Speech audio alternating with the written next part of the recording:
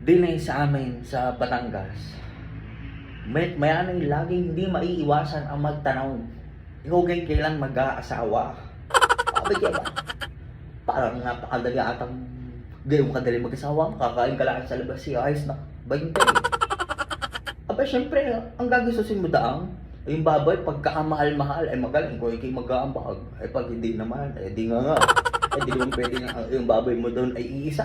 Aba syempre, mahigit pa sa lima ang baboy dapat na nakahanda doon. Syempre, may mga ninong at ninang ka pa doon. Ang dami mo pang bibigyan ng mga ninong sa kumpay. Alam mo, kaya ako'y tanga-tanga ba dito mga ito lagi na. Umusi isa na lang, umusi isa. Kailan ka mag-aasawa ang iyong panganay ba? Mahirap yan. Ba, syempre, hindi naman ganun kadali mag-asawa. At saka, pangalawa, ay wala naman tayong mapapangasawa eh. Paano ganyan? Mahirap yung inyong yan. Tumalong mo na kayo ng tumalong. Kung ako'y kailan mag-asawa, hindi na nagkapo.